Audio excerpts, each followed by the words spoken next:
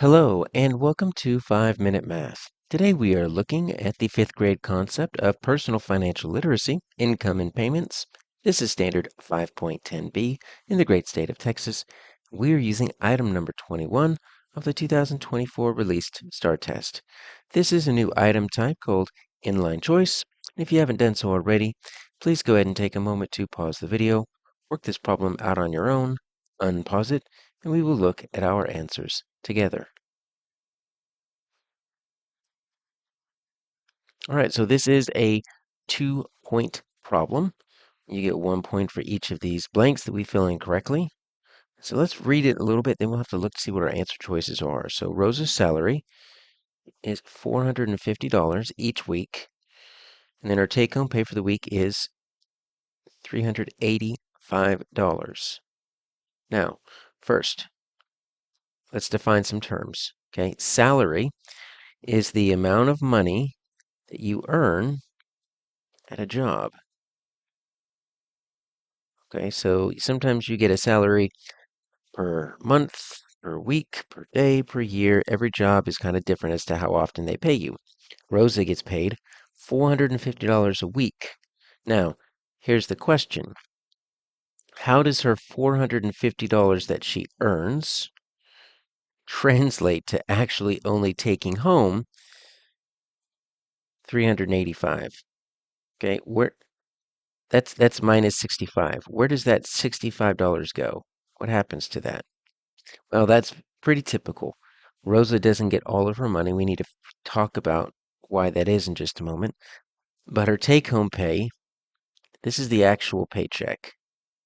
So there's a difference between what you earn and then the actual money that goes into your bank account or the check that you receive.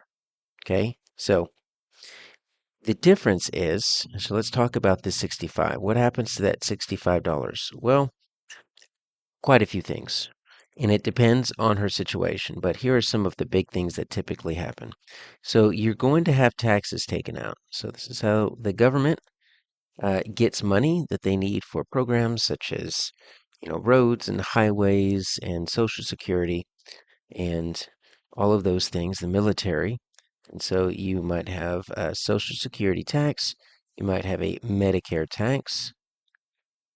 Depending on which state you are, we don't necessarily have this in Texas, but some states might have a state tax. Okay, so you have some taxes taken out. That's not going to count for all of it, though. They don't take out $65 in taxes.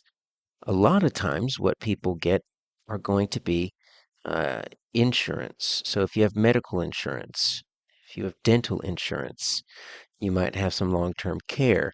Anything like that, you actually get taken out before your paycheck comes to you. So rather than you having to pay for your health insurance every month, they just take it automatically out of your check.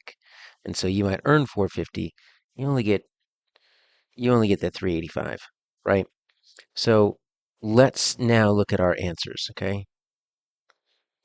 What happens to that money? Well, Rose's take-home pay is let's look at our options.